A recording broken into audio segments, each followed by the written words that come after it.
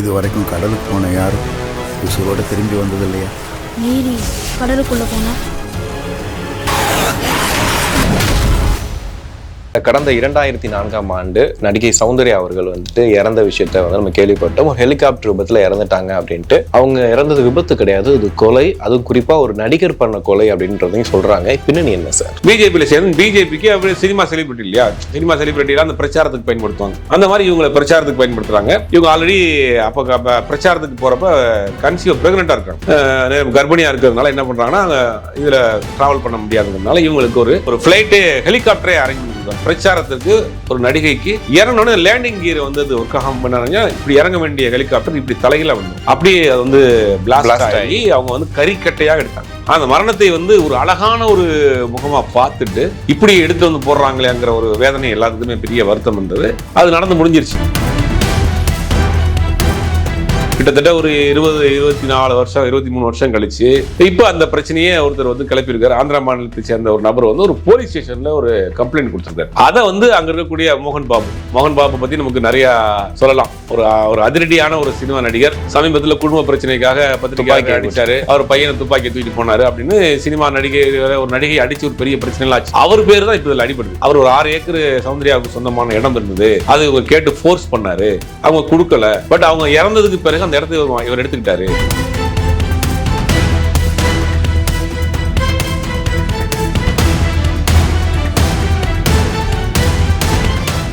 Agayam Tamil has the highest viewership in India, USA, UK, Dubai, UAE, Saudi, Malaysia, Singapore, Norway, Sweden, Switzerland and Denmark. Join us and take your business to the world. உலகெங்கும் வாழும் ஆகாயம் தமிழ் நெஞ்சங்களுக்கு கிறிஸ்டியின் அன்பு வணக்கம். நம்மோடு cinema மற்றும் அரசியல் விமர்சகர் சுபேர் இணைந்திருக்கிறார். வணக்கம் சார். வணக்கம். எப்படி இருக்கீங்க சார்? நல்லா இருக்கேன் சார். கடந்த 2004ஆம் ஆண்டு நடிகை சௌந்தர்யா அவர்கள் வந்துட்டு இறந்த விஷயத்த வந்து நம்ம கேள்விப்பட்டோம். ஒரு ஹெலிகாப்டர் விபத்துல இறந்துட்டாங்க அப்படின்ட்டு. அது ரொம்ப பெரிய விஷயமா ஒரு இதுக்காக போயிட்டு வர வழியில் அப்படி ஆயிடுச்சேன்னு சொல்லிட்டு ஒட்டுமொத்தமா இந்தியாவில் நிறைய இடங்கள்ல கூட பத்தி பேசியிருந்தோம். ஒரு பெரிய நடிகை திடீர்னு இறந்துட்டாங்களே அப்படின்ட்டு. ஆனா இத்தனை ஆண்டுகள் கழிச்சு இப்ப வந்து அவங்க இறந்தது விபத்து கிடையாது, இது கொலை. அதுவும் குறிப்பா ஒரு நடிகர் பண்ண கொலை அப்படின்றதையும் சொல்றாங்க. பின்னணி என்ன சார்? இல்லை, சௌந்தர்யாவை பொறுத்த வரைக்கும் தமிழில் பொன்னுமணி அப்படிங்கிற ஒரு படத்தில் அறிமுகமாகறாங்க. அறிமுகமானதுலேருந்து அப்படி பீக் தான். பார்த்தீங்கன்னா ரஜினிகாந்த் அவர்களோட அருணாச்சலம், படையப்பா அப்படின்னு அருணாச்சலம், படையப்பா வரிசையாக அவங்களோட வரிசையா. ஆமாம். கமலோட காதலா இந்த பக்கம் வரிசையாக அப்படியே hit back to back hit கொடுத்துட்டே போகிறாங்க. சினிமாவின் உச்சத்துக்கு போயிட்டு இருக்கிறாங்க. உச்சத்துக்கு போயிட்டு இருக்க நேரத்தை திடீர்னு கல்யாணம் பண்ணுறாங்க. சினிமாவில் பீக்கில் இருக்கப்போ யாரும் கல்யாணம் பண்ண மாட்டாங்க. அது மாதிரி பீக்கு கொஞ்சம் கம்மியான பிறகு தான், மார்க்கெட் போன பிறகு தான் கல்யாணம் பண்ணுவாங்க. இவங்க பீக்கில் இருக்கப்போ கல்யாணம் பண்ணுறாங்க. இவங்க பேசிக்காக வந்து கர்நாடகத்தை சேர்ந்தவங்க, கர்நாடக மாநிலத்தை சேர்ந்தவங்க, கோலார் அந்த பகுதியை சேர்ந்தவங்க தான். இவங்க அப்பா ஒரு பேசிக்காக ஒரு ப்ரொடியூசர், படம் பண்ணுறாரு, டைரக்ட் பண்ணுறாரு, ரைட்டர், அந்த மாதிரியான சினிமா பேக்ரவுண்ட் தான். ஓகே. சிறு வயதுலேருந்து சௌந்தர்யாவுக்கு நடிக்கணும்னு ஆசை. பட் அவங்க வீட்டில் வேணான்றாங்க. வேணாம் நம்ம அப்படிங்கிற மாதிரி அவங்க ஒரு ஸ்ட்ரிக்டாக வச்சுருக்காங்க. இல்லைன்னு சொல்லிட்டு ஒரு தெலுங்கு படத்தில் இன்ட்ரடியூஸ் ஆகிறாங்க. அப்புறம் கன்னட படம் தெலுங்கு படத்தில் ஆகிறாங்க. தமிழில் வந்து பொன்னுமணி இன்ட்ரடியூஸ் ஆகிறாங்க. பொன்னுமணியிலேருந்து தான் பீக்கில் போயிட்டு இருக்கப்போ தான் திடீர்னு பார்த்தா கல்யாணம் வந்து ரகு அப்படிங்கிற ஒருத்தர் திருமணம் பண்ணிட்டார், ஒரு சாஃப்ட்வேர் இன்ஜினியரை. சினிமாவுக்கு அதோட முழுக்க போகிறாங்க. சினிமாவுக்கு சொக்கத்தங்கம்னு நினைக்கிறேன் கடைசி படம். அதோட அவங்க சினிமாவுக்கு ட்ராப் பண்ணிவிட்டு அப்படியே அவங்களுடைய சொந்த மாநிலமான கர்நாடகாவில் போயிடறாங்க. கர்நாடகாவில் போனோடனே அங்கே போய் பிஜேபியில் சேர்றாங்க. பிஜேபியில் சேர்ந்து பிஜேபிக்கு அப்படியே சினிமா செலிபிரிட்டி இல்லையா? சினிமா செலிபிரிட்டிலாம் அந்த பிரச்சாரத்துக்கு பயன்படுத்துவாங்க.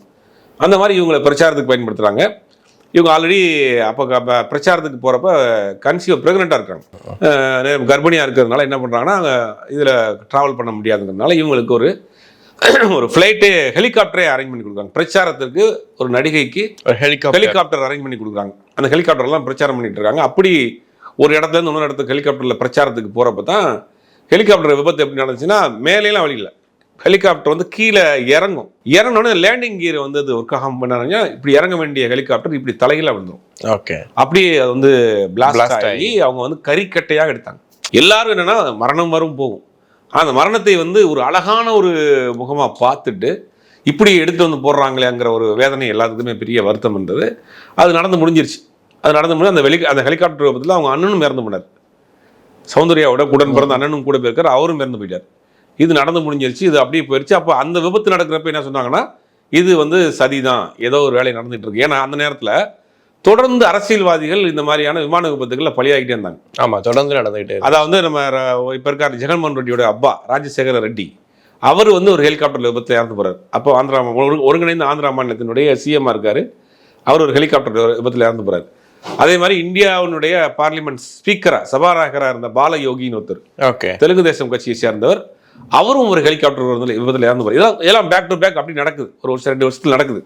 அப்போ தொடர்ந்து இந்த மாதிரி அரசியல்வாதிகள் இந்த மாதிரியான விமான விபத்துகளில் மரணம்ங்கிறது ஒரு சந்தேகத்தை, ஒரு சதியா இருக்குமோ அப்படிங்கிற ஒரு பிரச்சனை போயிட்டு இருந்துச்சு. அதோட முடிஞ்சு போச்சு.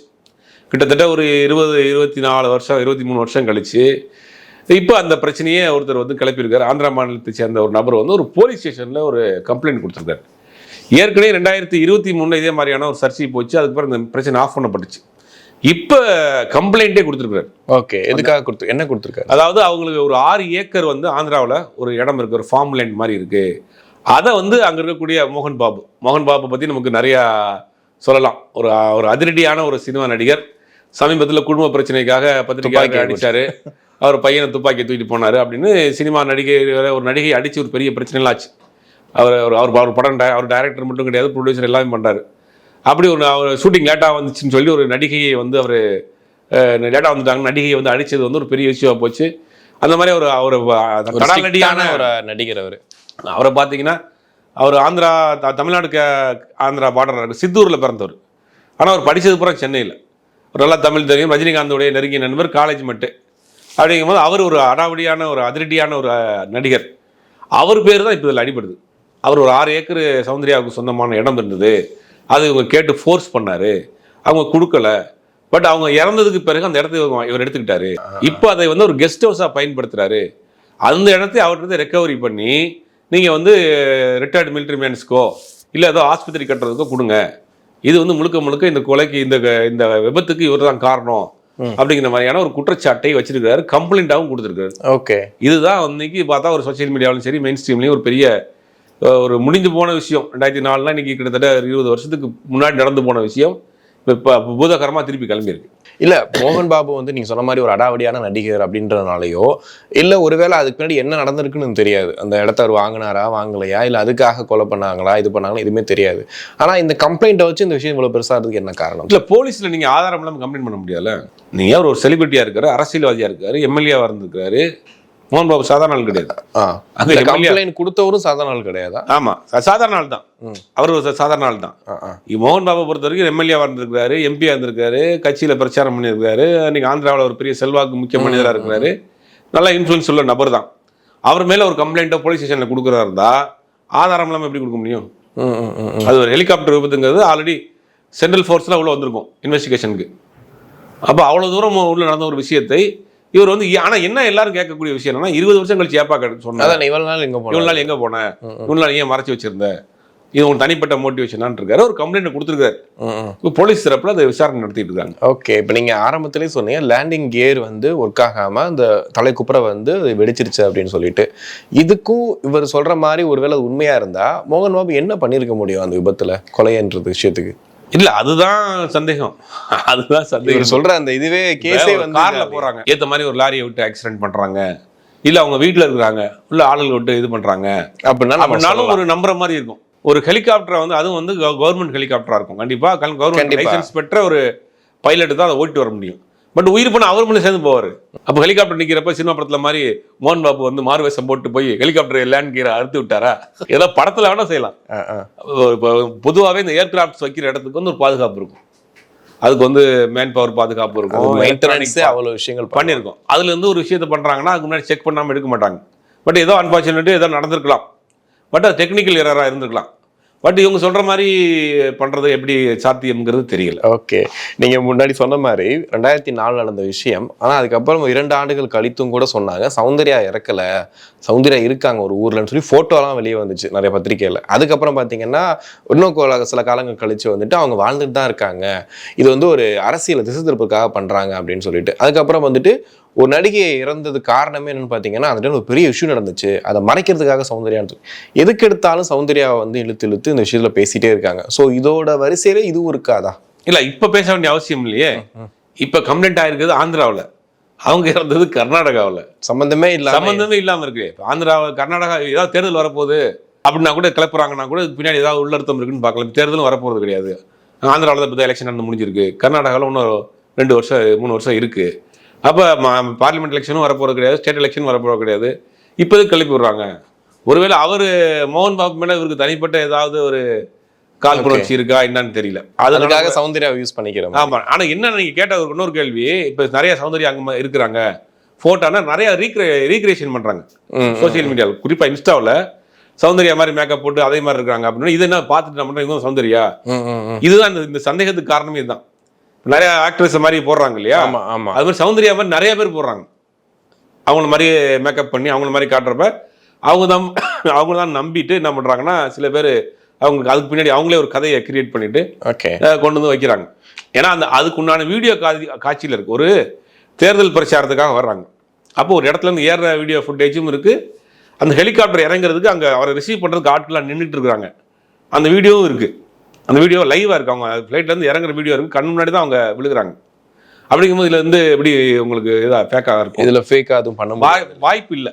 ஓகே, எல்லாமே அவங்க அந்த ஹெலிகாப்டர் இறங்குறப்ப அவங்க ரிசீவ் பண்ணுறதுக்கு நிற்கிறாங்க, அதை லைவாக வீடியோ எடுத்துகிட்டு இருக்காங்க. ஒரு ஆக்ட்ரஸுங்கிறதுனால அவங்க வந்து இறங்குறது லைவாக வீடியோ எடுத்துகிட்டு இருக்காங்க.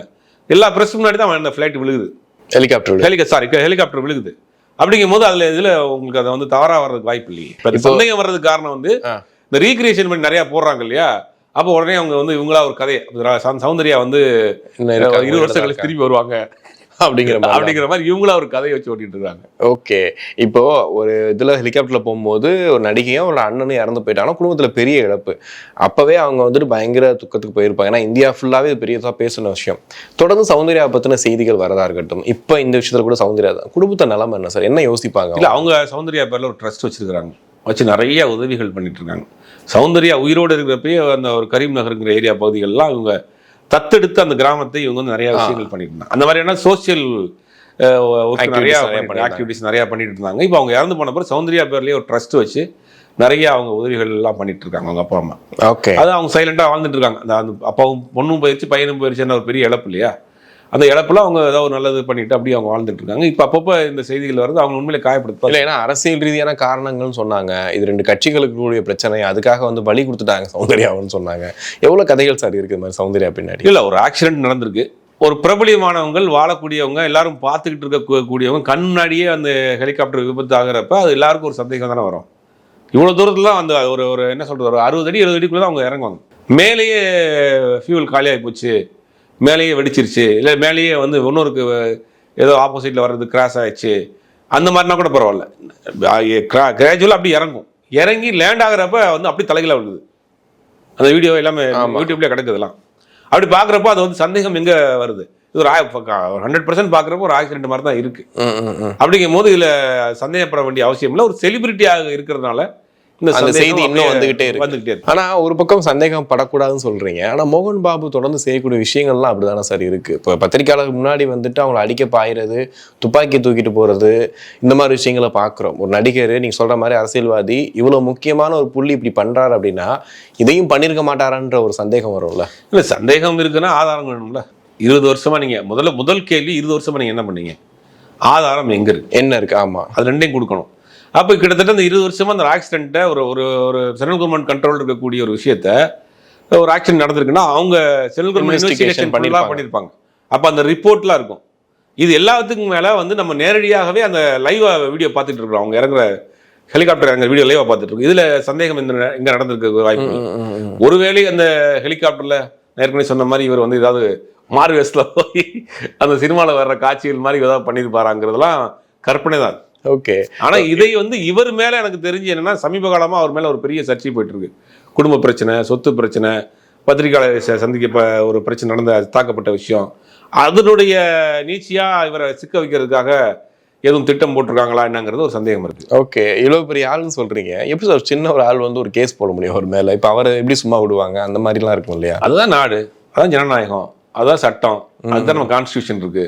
நீங்க கான்ஸ்டியூஷனுக்கு முன்னாடி சின்னாள் பெரியாரெல்லாம் கிடையாது. சாதாரண ஒரு மொட்டை பெட்டிஷன் போட்டு அந்த ரோட்டுகள் இருந்துருவாங்க. சட்டம் நமக்கு அந்த உரிமையை கொடுத்துருக்கு. அதான் நம்ம உலகத்திலேயே நம்ம நாட்டினுடைய கான்ஸ்டியூஷன் அதான் நம்ம வந்து பாராட்டுறோம். பெருசா இருக்கிற கேஸ் போடணும், கேஸ் போடுறவன் யாருன்னு தேவையில்லை, கேஸ் என்னன்றதான் விஷயம். அப்ப நீங்க சாதாரண போற போக்குல யாரும் கேஸ் போடலாம், பொதுநல வழக்கு போடலாம். அந்த மாதிரி இவரெல்லாம் சம்மந்தப்படாத நபராக தான் இருப்பாங்க, வெளியிருந்து போடக்கூடிய வழக்காக தான் இருக்கும். அந்த கேஸுக்கு இவருக்கு சம்மந்தம் இல்லாது. அதுதான் நம்ம நாட்டினுடைய கான்ஸ்டியூஷன் கொடுத்துருக்கக்கூடிய ஒரு பவருங்கிறது. ஓகே, எவ்வளவு பெரிய ஆளா இருந்தாலும் நீங்க உங்களுக்கு அந்த ரைட்ஸ் இருக்கு ஒரு நியாயத்தை கேட்கறது. இப்போ இன்வெஸ்டிகேஷன் நடக்குமா சார்? இதுக்கான கண்டிப்பா இன்வெஸ்டிகேஷன் நடக்கும். கோர்ட்டுக்கு போவார் அவரு, ஆதாரம் இருந்தா ப்ரொடியூஸ் பண்ணுவாரு, இல்லைன்னா அவர் மேல மானநஷ்ட வழக்கு போடுவாங்க. ஏன்னா இவ்வளோ அசிங்கப்படுத்திட்டீங்க அப்படி மானநஷ்ட வழக்கு போடுவாங்க. அது கோர்ட்ல அநேகமா வரக்கூடிய காலங்கள்ல தெரியும் அது எப்படி அடுத்து மூவ் ஆக போகுது அப்படின்னு. ஓகே.